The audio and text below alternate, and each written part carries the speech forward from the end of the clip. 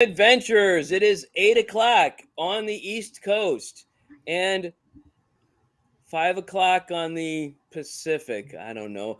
I get to call it the West. On the best coast.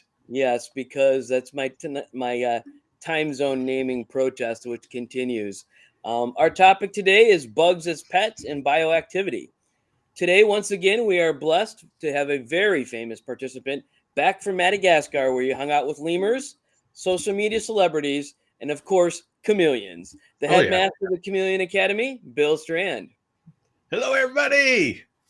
Also, please yipes, my mouth is not working. Also, please welcome our special guest, Rachel Schindler Beach from Pet Pods and Pedes. That's a tongue twister. You must have Pet Pedes and Pods. Yeah. Hello. Pods, right. Yes. Very happy to be here. Well, I got that backwards. Is it Pet Pedes and Pods, and not Pods and Pedes? Yep. I think that okay. I apologize. You have it right in the title. It's all good. Yeah, I do. And the script is wrong, but the title is right. So apparently, I should be reading the title and not the script. So who am I? I'm Sean McNeely.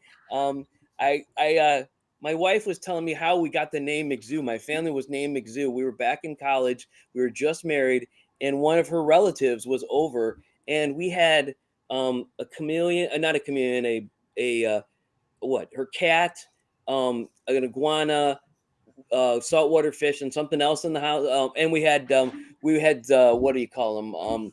Seahorses. She's telling me in the background. You had seahorses? Yes, and yes, babies. And her uncle called us McZoo, and it's been 25, 30 years of being McZoo.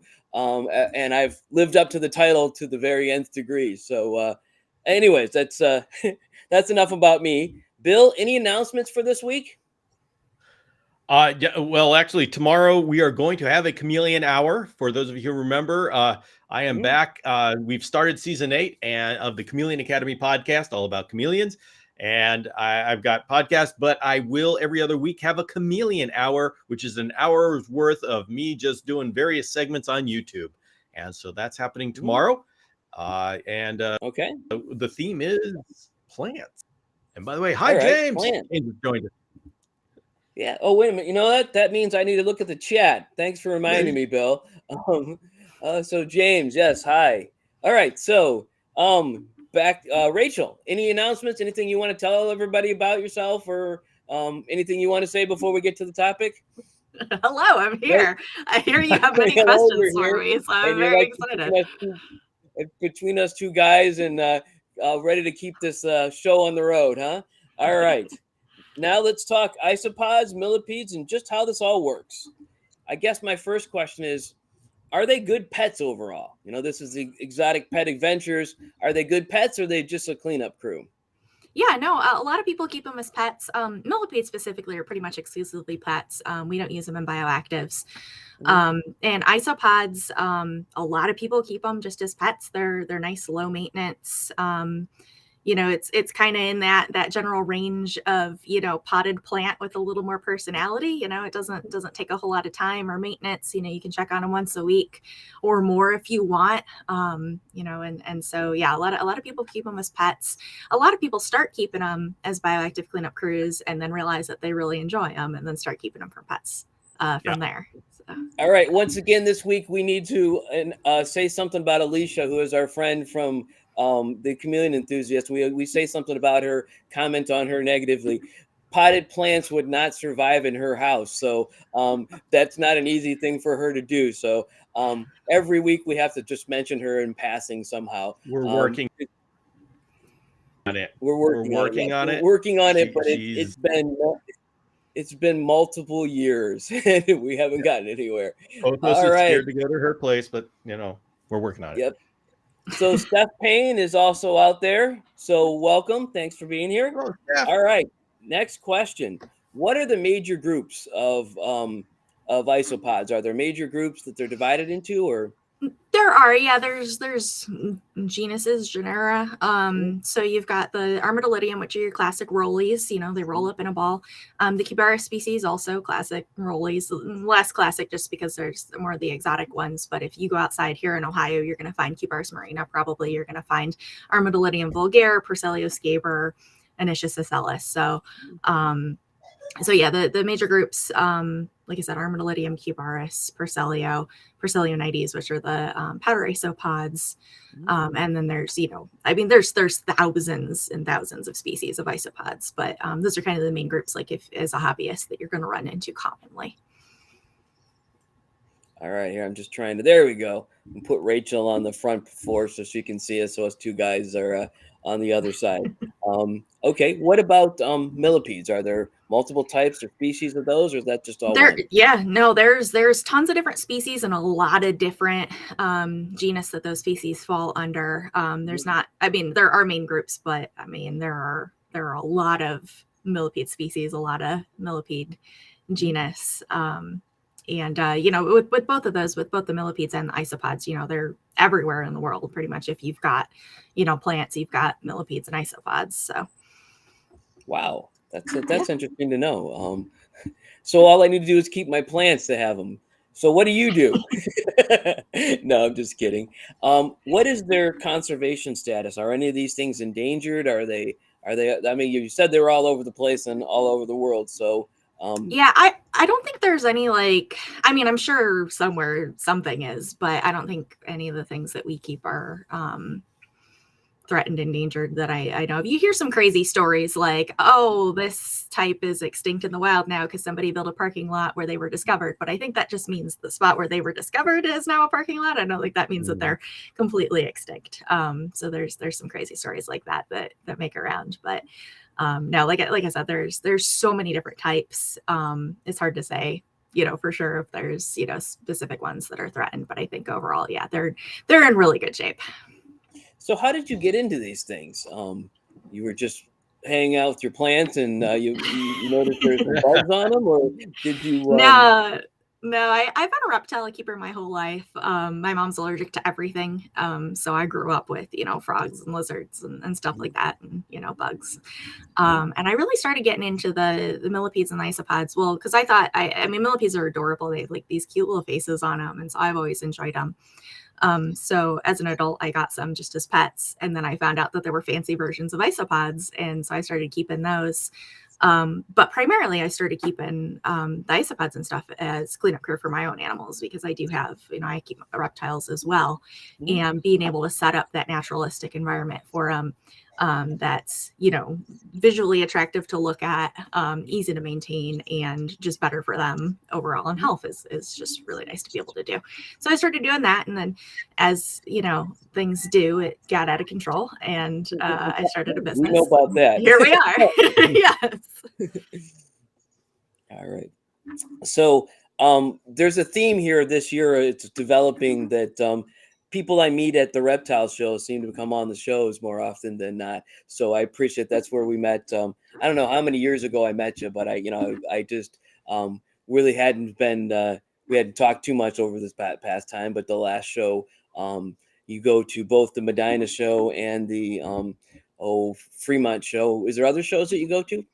Yeah, so we do the Medina show, which is the Cleveland reptile show, the Hilliard show, which is all Ohio, Northeast Ohio, which is every other month, and then Backroads BRM in Fremont. So we have the three shows that we do every month. Northeast we do every other month, and then we also do Rexpo in Rochester twice a year. Wow! And every now and then various other shows, but yeah. So what do you think of the what is the Hilliard show you said? I've never been to that one. Is that a good one? Is that anything like it is? Shows, or? It's actually run by the same people that do the Medina show. So you have some of the same vendors, but some different because it is in Columbus. Okay, so it used to be called the Columbus show. So okay, that's where it is. Yeah. Okay. Well, I've been to that one. It's been many years, but I've been to that one. So okay. I want to say that the Columbus show is the oldest show in the country. I think it's for sure the oldest show in Ohio, but it's been going on for a very long time. There's a lot of breeders that have been in the hobby for decades there, which is nice. That's awesome. Bill, any questions? Oh, well, the relationship between isopods and millipedes. So you keep both isopods and millipedes? I do separately. Okay. So I do not recommend keeping them together. While they are found together in nature, nature is a very large place. In captivity, and also in nature, millipedes take a really long time to molt. I mean, they can take weeks to molt. And the whole time that they're molting, they are soft and immobile with absolutely no defense. And isopods, they just, if it's in front of them, they're going to eat it. So you have a good chance of having your millipede either being damaged or just completely eaten while they're molting by isopods in a small space, and in nature too. But nobody's like keeping track of the ones in nature, so some are going to get eaten.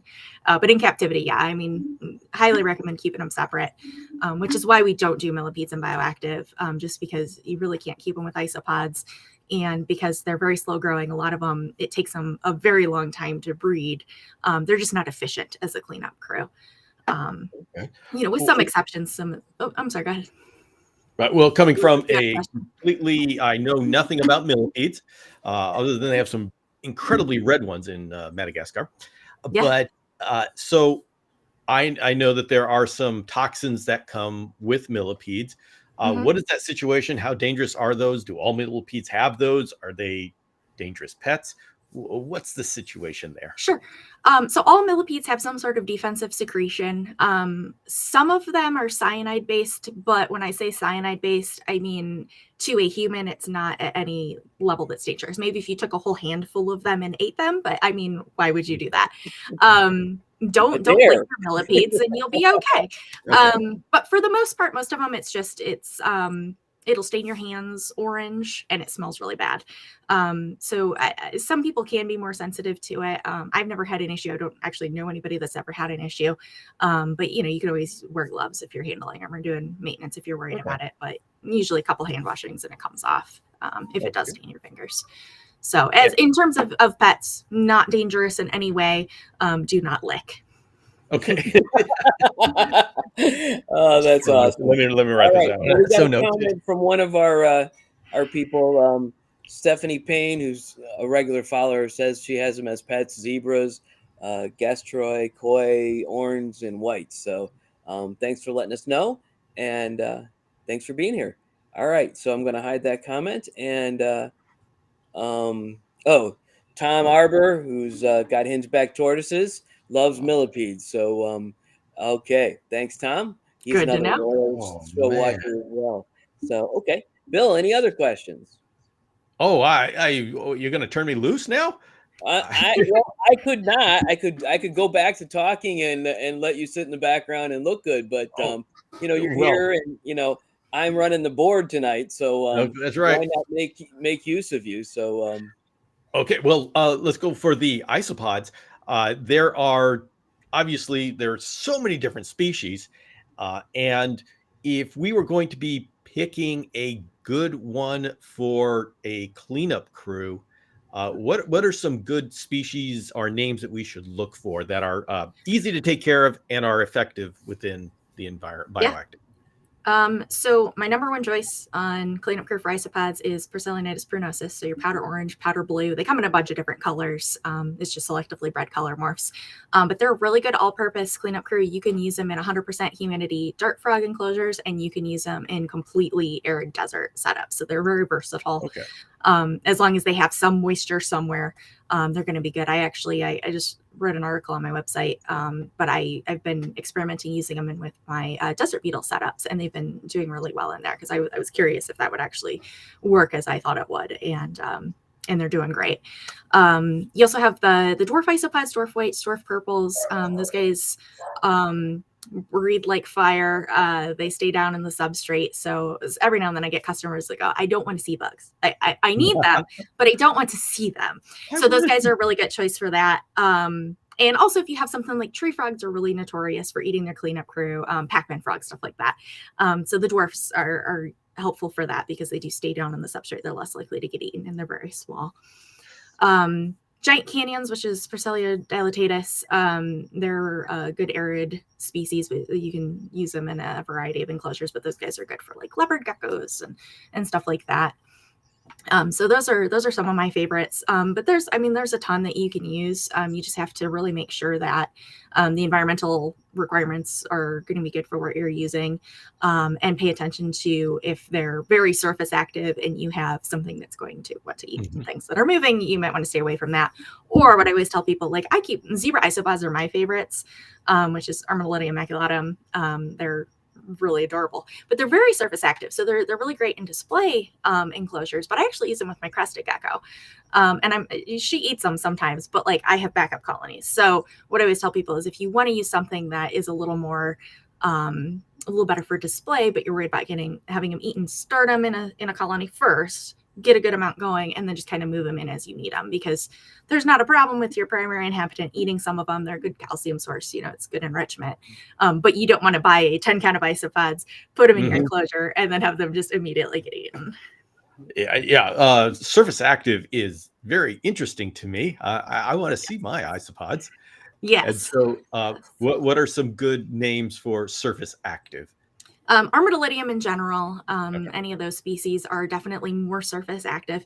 Now, surface active, of course, is going to be relative. I mean, you have boxes of dirt. A lot of times you have pet dirt, especially with smaller colonies. Once you get a larger colony going, you're going to see them a lot more often.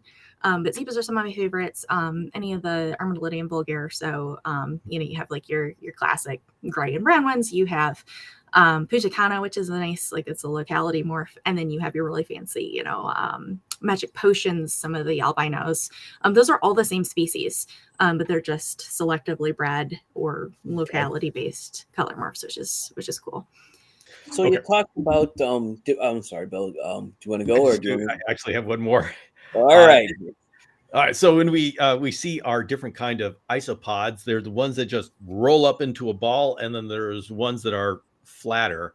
What is the difference between the two? So they're all isopods. It's just so like the Armadillidium and Cubaris roll up in balls. Your Procelio species, Onychus, Ocellus, some of the other ones they don't roll up. A lot of people, for like common names, so your roly-polies versus your sow bugs, or your pill bugs versus your sow bugs, is kind of how I think of it. So the sow bugs don't curl up, the pill bugs, your roly-polies do, but it's just by species, really. Oh, I love this question. Steph is asking, how are rubber duckies for bioactive? So rubber duckies are fantastic little guys. They are adorable. They look like a rubber ducky if it was a bug. They are really slow growers and really slow breeders. I know people that have done it as cleanup crews, and they started like a year and a half in advance. And I mean, they'll work, but you need a lot of them, and they're not cheap. So I would, for the vast majority of people, I would suggest keeping those guys exclusively as pets. If you do want to use them as bioactive cleanup crew, definitely start a colony and start it way in advance of when you actually need them to do anything, because it will probably take you, more than a year to get to a point where you actually have enough to do anything. Well, Steph likes to serve caviar to her guests, and rubber duckies are the equivalent.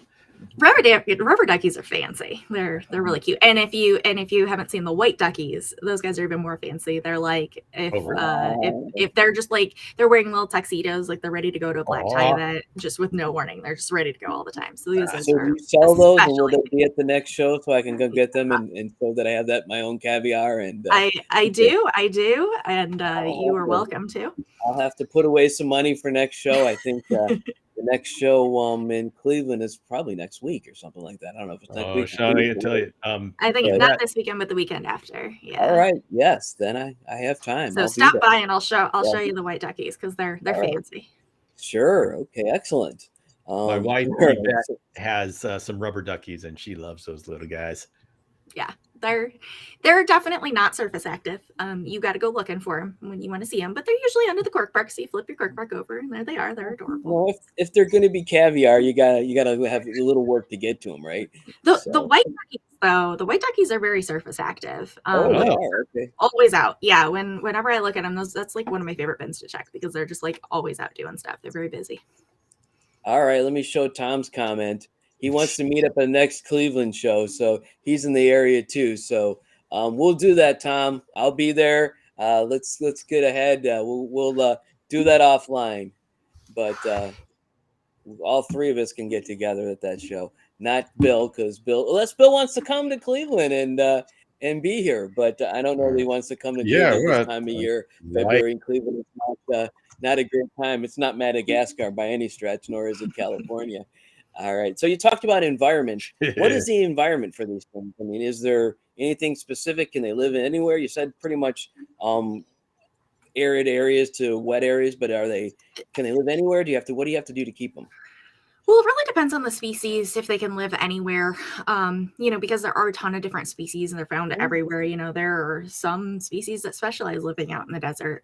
But for the most part, you're thinking, picture the environment in the forest under a log. So damp, but not too wet. When you keep them in captivity, most people keep them in bins if you're breeding them.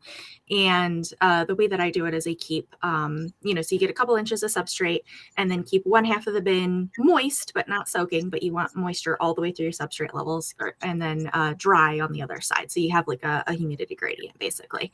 And I say humidity gradient, but it's more of a moisture gradient because air humidity is less important than your moisture in your substrate. And what's interesting about isopods is they're actually crustaceans. So they're terrestrial crustaceans, but they still breathe with gills. They have gill-like structures that they breathe with. So if they get completely dry, they cannot breathe and they will die like immediately.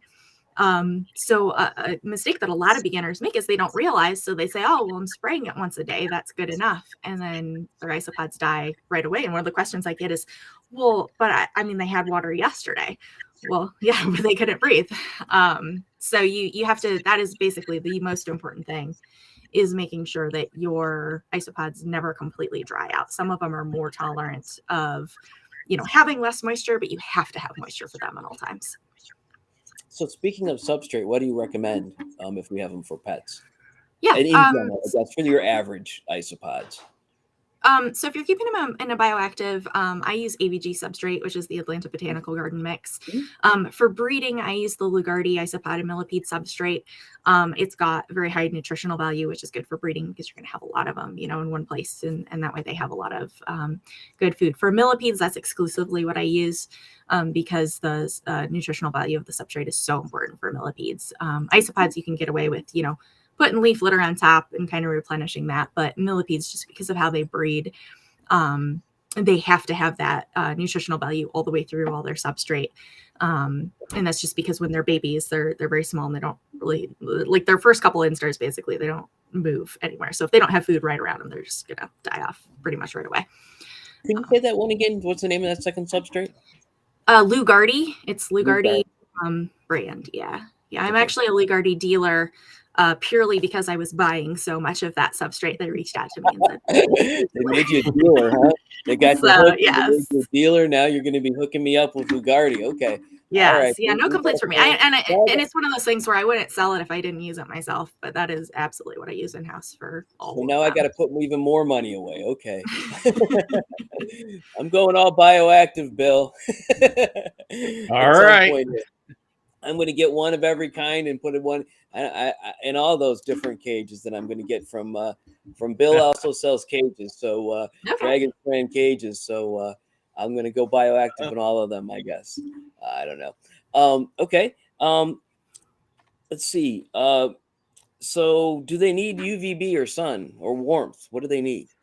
So think about bottom of the forest floor under a log. They don't even need light of any sort. A lot of people keep them in closets. They don't need any sort of natural day-night cycle or anything like that. Room temperature is going to be fine. They can tolerate, swings either way. But if you're keeping them in a hot enclosure, you want to make sure they've got a cool, damp area that they can get into. But no, they're super easy. It's pretty much, if it's good for your animal that you're keeping them with, it's going to be good for them. Wow. So I'm envisioning a whole closet full of little containers that I can open up when I feel like it. And That's accurate. good.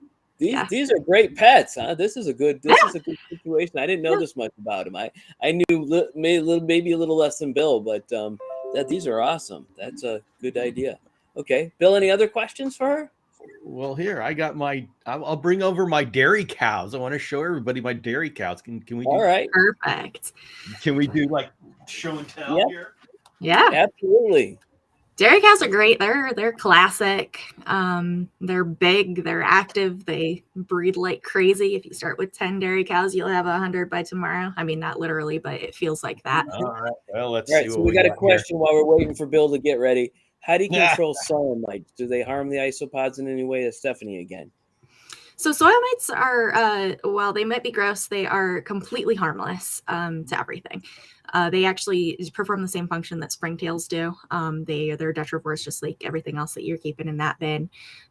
So you can not feed as much supplemental food if you are feeding, I do fish food flakes about once a week, but a lot of people give like extra vegetables and fruits and stuff. So if you have mites, take out any supplemental food and just kind of let them, they'll eventually kind of die off. Springtails will outcompete them though, because they do eat the same thing. So springtails in all your bins is always good. I keep springtails in every moist bin or container or enclosure that I have. So I keep them in with all of my isopods, all my millipedes, all my other invertebrates that I have. And they will eventually outcompete them. But end of the day, soil mites, while they might be gross and you don't like them, they're not going to hurt anything.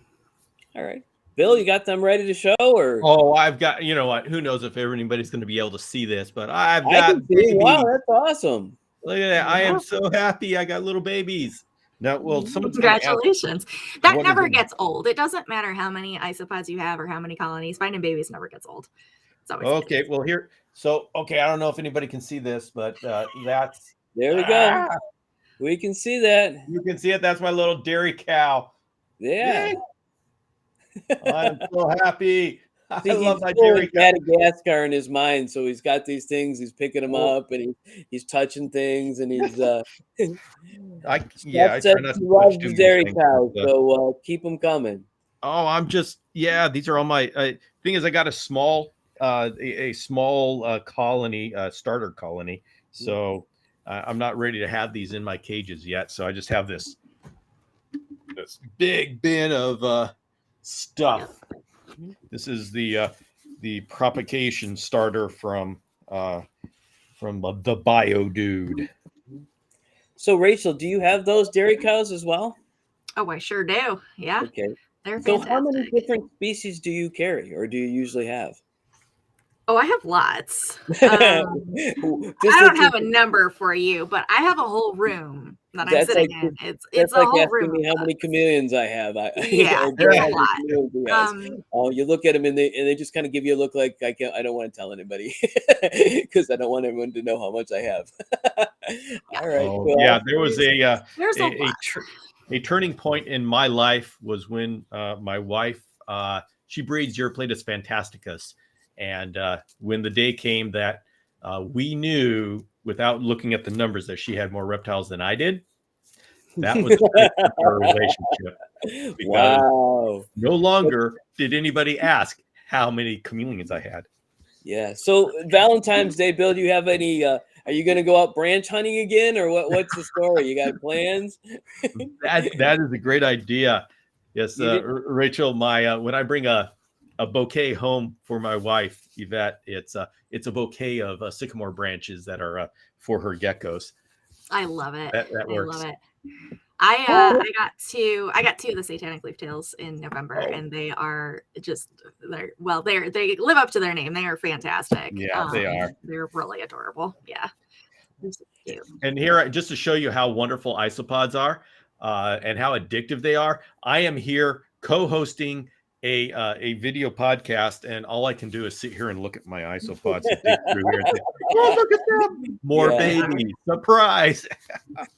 I know a lot. I mean, I know a lot of people in the isopod community, and a lot of people got into isopods during COVID, during the pandemic, because they needed something to focus on. And they're a lot of the beginner ones are low cost, it's low effort, and it gives you something to focus on. It's very calming to interact with them and dig through your dirt. And yeah, a lot of people got into them during that, just as a coping mechanism, basically. Now, what is can we talk about feeding of isopods? That confused me. What exactly do we feed isopods? I mean, obviously I'm doing it, but I'm just throwing stuff in there. But yeah, so they are detrivores. So their entire purpose in the ecosystem is to break down organic matter. So when you're keeping them in captivity, their primary diet is always going to be leaf litter. And leaf litter being brown leaves, so you think dead decaying leaves. And then you want to supplement them with protein about once a week. Any sort of protein will do. I am a big fan of fish flakes because I can buy it in like 4-pound buckets, because I have a few isopods, as I mentioned, so that's a great protein source. But also, like when I have dead crickets or anything, I actually throw those in with my dairy cows, because then they're gone in 5 minutes. But some sort of calcium source you want to have in there all the time. Cuttlebone, oyster shell, eggshell, anything like that. You will dried shrimp. Shrimp's perfect. Yeah, dried shrimp is amazing for protein. You will hear a lot of people talk about limestone for Cubaris species, because some of them are found in or around limestone caves. But limestone is just calcium carbonate, so it's just another calcium source. So you don't need something special or specific for those species. It's just important to make sure that they do have a calcium source. So whatever calcium source works for you, that you have, or that you have easy access to. But that's about it. I mean, you can supplement them, vegetables and stuff like that. But you don't want to overdo it, because that does attract pests, like mites, like Steph was talking about, fungus gnats, which fungus gnats are kind of a fact of life when you're keeping isopods, and you're just going to have to come to terms with it, that they will sometimes happen, and they will always fly up your nose. And that's just, that is just a law of the universe. But again, springtails. Itching my nose already. Yeah. One flew by my face while we were talking earlier. Well, luckily we can't see it on at least my camera. My monitor's not good enough to see it. I don't know if it's on your camera or not, but we didn't. I saw it. It went by my face. We're gonna put something. I'm gonna see if we can see this. Are we able to see that? Mm-hmm. Can you see what are those yellow balls? I know this question is always asked, and I think we always need to ask. I got to do this. So I can't see it, but if I had to guess, it's probably flower pot fungus. Yes. It's little yellow balls. Yeah. Yep. Not harmful. You can just kind of mix up the dirt. And so this is just part of having a bioactive, and we just ignore it. Yeah, pretty much. Yeah. All right. If it gets really bad, you want to change out your substrate, but for the most part, just kind of rotating your soil and maybe letting that spot dry out a little bit. Sorry about that stop. I had to go get the plug. I brought a plug in for my computer, and I plugged it into the wall and did everything I needed to do except for plugged it in and plug it into the computer. So my computer just told me that we were going to go offline in a second if I didn't do something different. So I did plug it in. So we're good to go. Let's keep going. James has got a good question.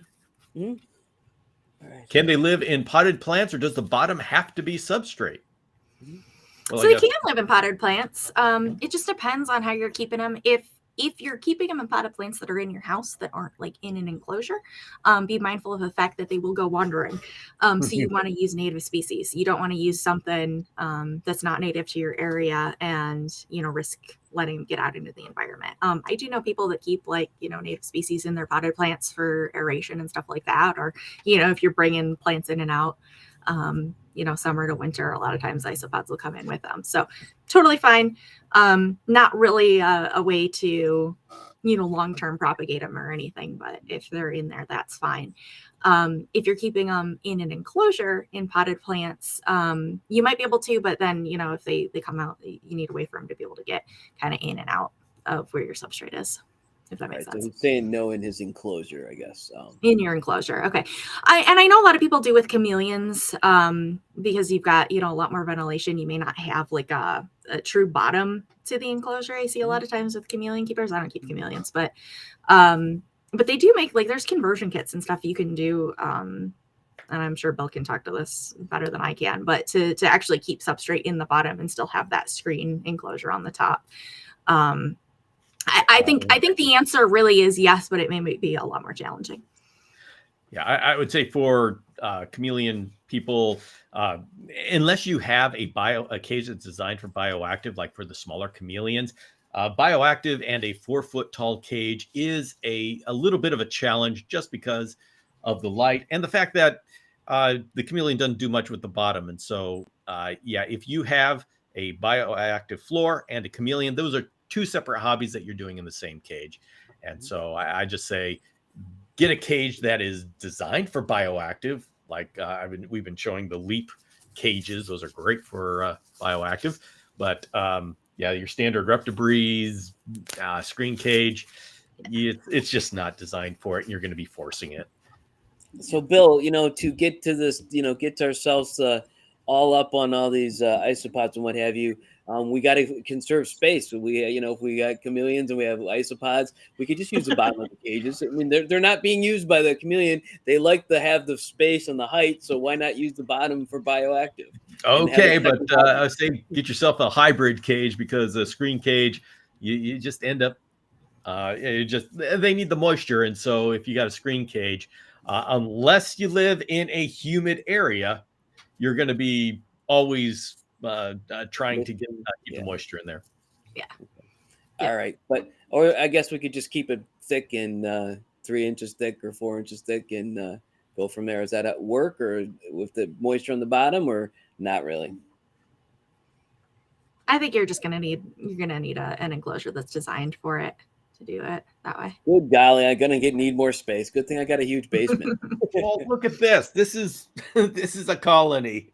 Yeah. Light tub. I think a closet will get you going pretty well. All right. Yeah, 6-quart bins are a good start for most species, 6 or 15 quarts. So you're not looking at a ton of space, especially just to have a few colonies. I have some larger ones as well. I have some, like very large totes, but one of my kids recently moved out, so I guess I got all her closets to use. See, there you go. In her closet, so she's living down in Akron, going to school down there. So maybe I need to put those full of isopods. Maybe I shouldn't have told her. She's probably watching this online. Nonetheless, she's now gone officially. So I guess that's the ultimate plan, to move all your kids out so you have space for reptiles, right? Right, Bill? That is correct. That's our long-term plan. All right. So, Rachel, what else do you have, if you don't mind telling us? Species-wise. So I keep, obviously we talked about isopods and millipedes, springtails, which is, a huge part of the bioactive stuff. I keep an assortment of arachnids. I also breed regal jumping spiders. And then I've got some vinegarins and some teleswips. You see me looking off to the side because I'm just like looking at my rats. That kind of thing, because you're sitting in your place and you wonder, it's bad when you have to look to see, because I actually write down all the species when we start talking about all the species that I have about each reptile or pet that we're talking about. I write down all the things I have, so if I have to mention, I can remember what I have. But go on. I keep the desert beetles, the blue death veining beetles, and then a variety of other desert beetles. I'm working on breeding. I'm having really good luck with breeding the Eleodes, so some of the bigger darkling beetles. I haven't gotten any success with the blue death veining beetles, but that's a pretty recent development on breeding those in general in the hobby. So, hoping for that eventually. I'm working on it. And then I do keep reptiles. I have a 3-toed box turtle. His name's Ramon. He was a rehome from friends. He's like 35 years old or something like that.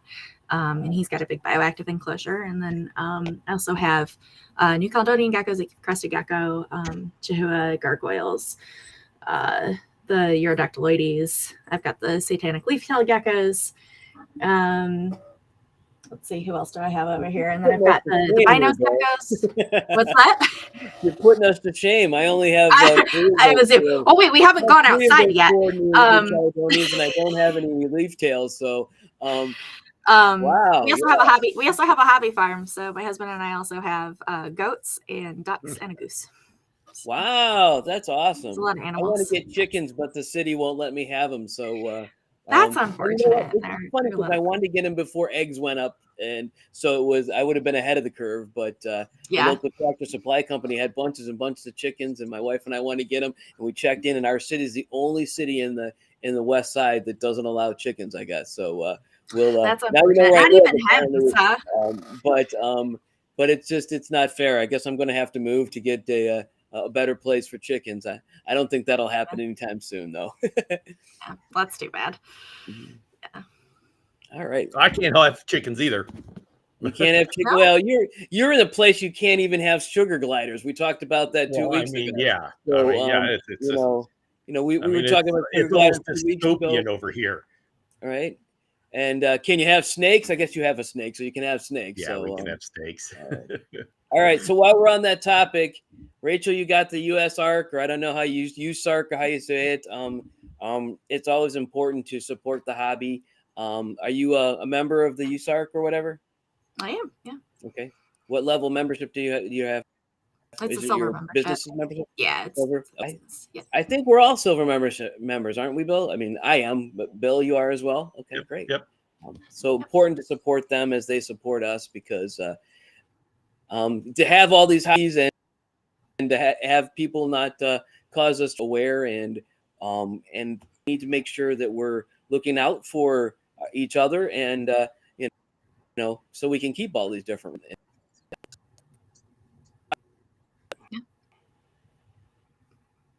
Oh. Do we lose him?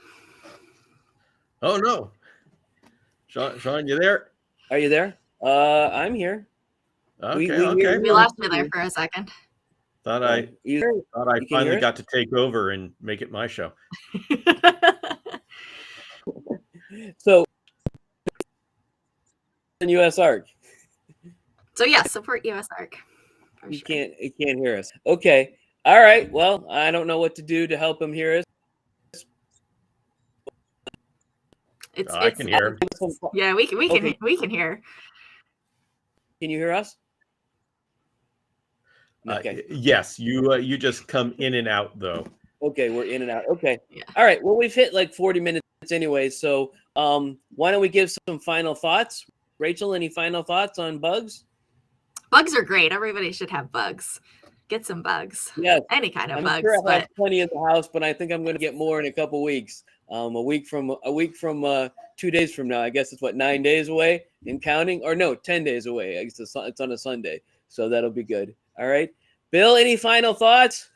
Yeah, I want to say there's a definite use for isopods in for your reptile keeper, because your standard reptile keeper has a real hard time with the collector mentality, because there's so many different kind of chameleons. I want them all. So what I suggest is get yourself a chameleon, get yourself whatever reptile you need. And when you start getting into that collector mentality and you just want something to fill that, get your isopods, because you can get like 10 different species, 20 different species, and they fit nicely in the closet and they love it there. Okay, so just a little hint on how to survive as a reptile keeper.